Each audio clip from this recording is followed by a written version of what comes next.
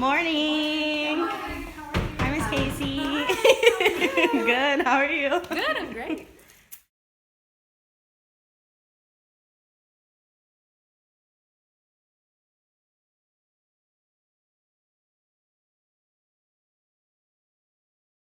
Enhancement and working on credit is a big part of what I do.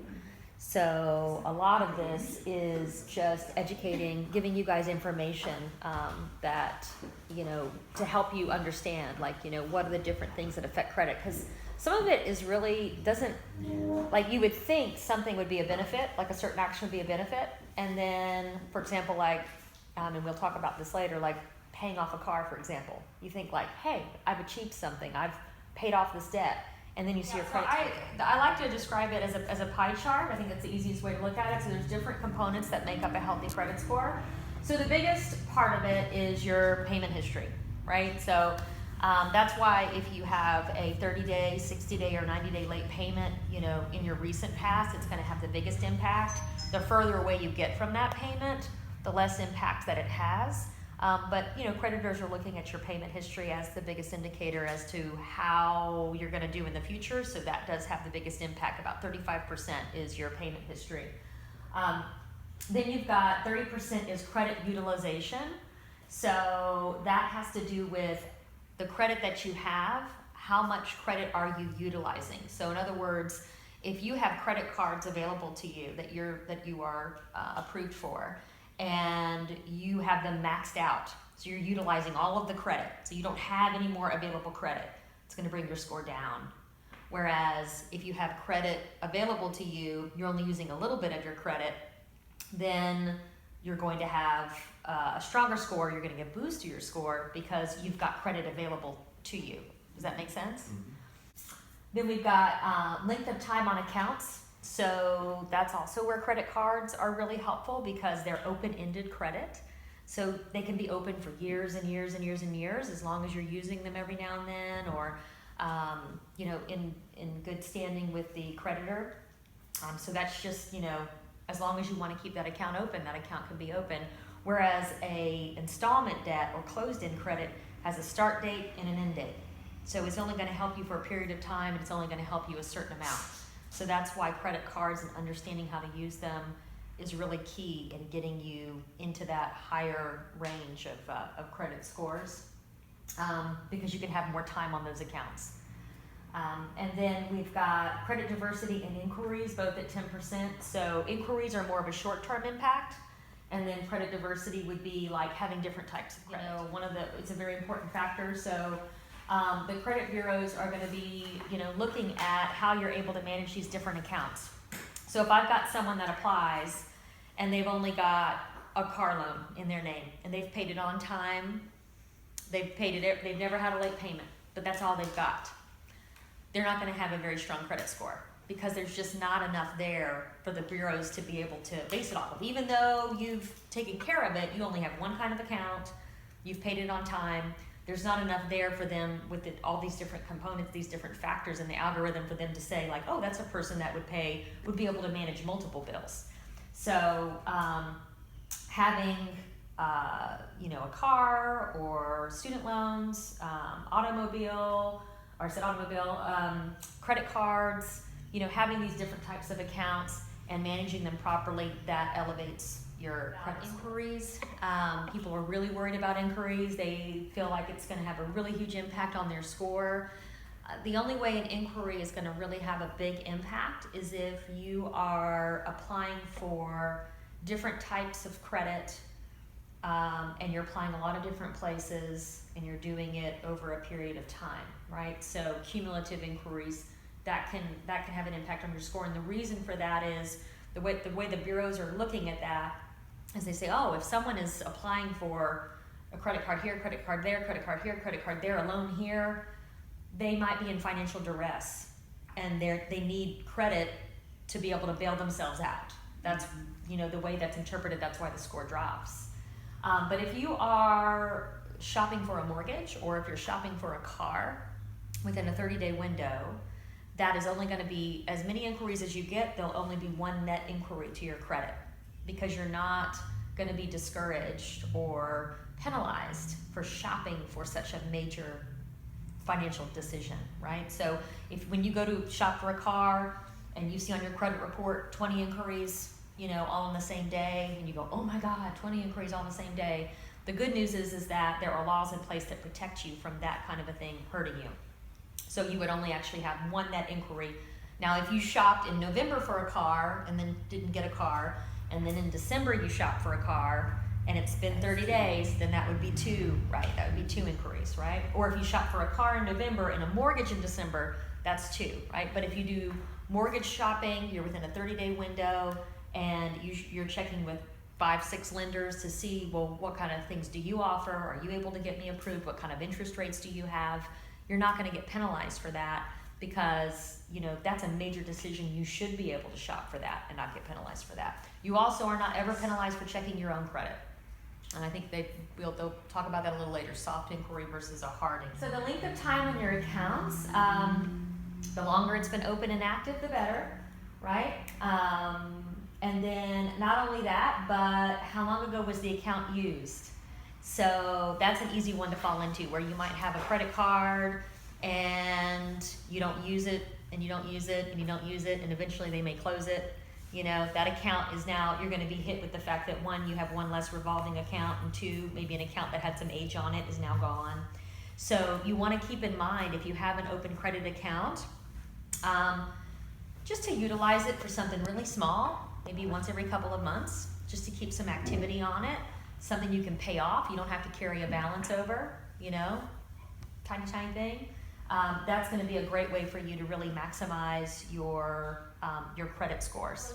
So that's like, let's say you have 3 credit cards, and each of those credit cards has a $1,000 limit, right?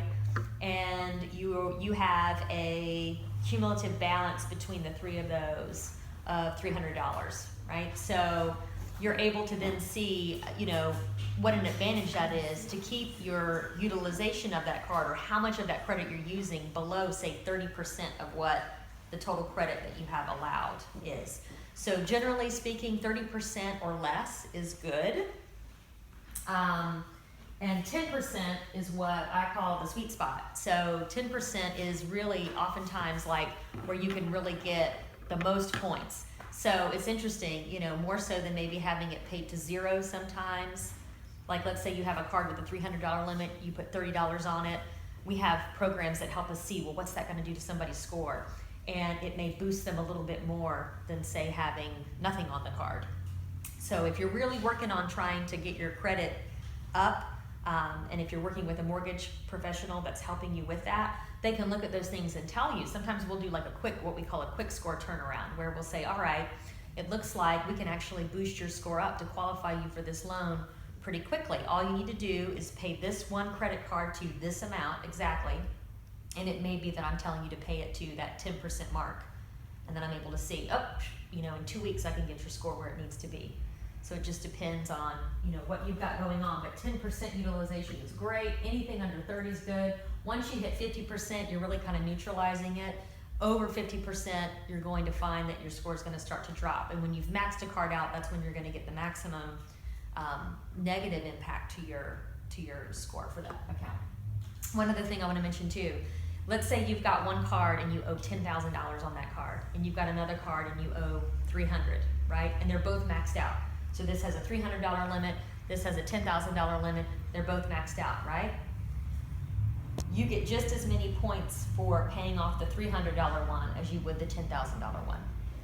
So it's about the percentage. It's about how much of it that you're utilizing. So I always tell folks, if you've got an issue with having cards, like several credit cards that are maxed out, and you want to start chipping away at that, start from the bottom and work your way up. Start from the smaller, this card that has the smaller high limit, right? And think about the ratio that you're working with. So if you've got one card, for example, that's got a $300 limit, and you've got it paid down to $150, you're at 50%, right? And then let's say your next card has got a $500 limit and it's at $500. You're going to want to attack that $500 limit one, because you're using up 100% of your available credit there, right? keep paying this one down, but if you want to figure out how do I, where do I really want to focus my efforts, you want to get the percentage of usage down, okay? All right, so credit payment history is 35% of your FICO score, so obviously it's one of the most important factors. If you have overall good credit history and you miss a payment or even miss 2 payments, I mean, there's gonna be a hit, but it's not gonna be just like, destroy you.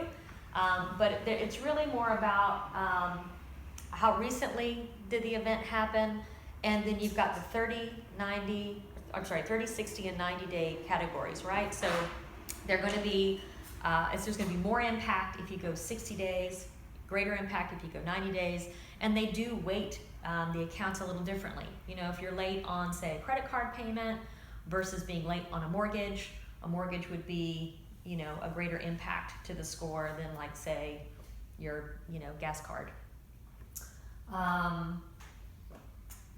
So it's because, they're looking at those missed payments as being a risk factor, and that's why that drops your credit score down. Information about some programs for first-time home buyers that are available. So for people that don't have money for a down payment, I'm usually talking to them about the USDA loan and the NC housing program. USDA is one that you would be living in a rural area, and both of these programs require a 640 FICO score. Okay, USDA has 0 down, so there's no down payment required with that program. It's very popular. I'd say aside from VA, it's one of the most used loan programs that I do for people, and again, because of that no down payment, people really like that. But then there's also the down payment assistance program. So that would be for somebody who doesn't want to live in a rural area, they want to live in the city, they don't have a down payment, and they're okay with being in that home longer term. Because what that money is an interest-free, no payment loan at 0% interest of $8,000. That's their current, one of their current programs that they have. And as long as you're in that home for 15 years, that money is completely forgiven. So starting after year 11, they start knocking off 20% of what you would owe back per year. And then you finish year 15 and you don't owe anything at that point. So at that point you could refinance it, or you could move out and turn it into a rental or sell it. And you can do it before then too, but they're gonna be like, pay us back, whatever you owe based on how long you've been in the home. But after 15 years, then you won't have anything to pay back to them. And that truly becomes your equity in that home, because you would have, started off with a down payment that was borrowed funds, but then those funds are forgiven at that point, so that's pretty cool. They also have a 3 and 5% down payment assistance program. You don't have to be a first-time buyer for that. You can even own another home for that one. There's the mortgage credit certificate. That's a program that can be used in conjunction with other loan programs, where you get an additional tax credit that you can either use when you file your taxes. So in other words, it's taking a percentage of what you would pay in interest, in mortgage interest, and giving it back to you as a credit to deduct from your taxable income. So let's say that you qualify for this program, and the mortgage interest that you would pay over the course of the year would be $5,000.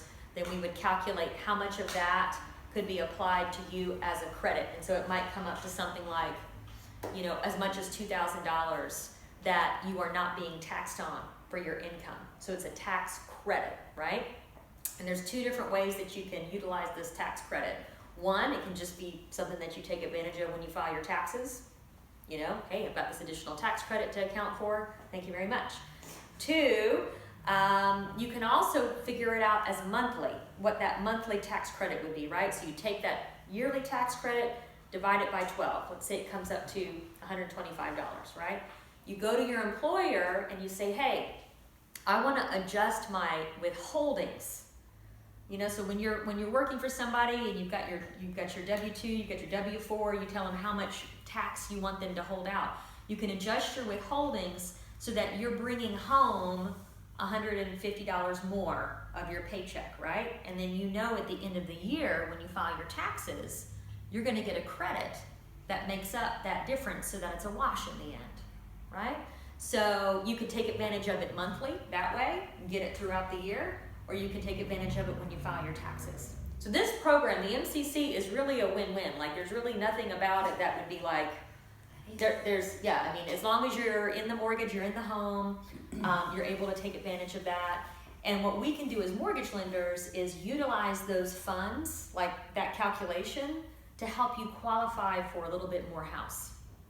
So I take that monthly amount and I go, depending on the loan program, I can either deduct it from the mortgage payment as far as like what we're qualifying you for, or we add it to the income. So that's for people when, you know, I'm looking at their application and I think, oh, their income is such that they would qualify for this program. There's no credit score requirements.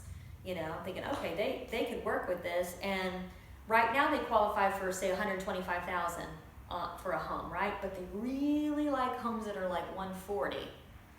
And with this program, we can qualify you for $140,000 because we're able to take that credit that you're going to be getting and apply it to your, and use it on your application to apply it, you know, to help you qualify for more. Mm-hmm. So that's something that's really helpful when people are trying to expand how much they can qualify for and actually change what their take-home pay is without it penalizing them when they file their taxes. Mm-hmm. So that's pretty cool. Mm-hmm. So these programs, they do have income limits. Depending on the program, it can either be household income or it could just be based on the borrower on the loan. And then, you know, they mentioned that the $8,000 is, you know, forgiven after 15 years, and it is for primary residences only. So this would be for a home that you're buying.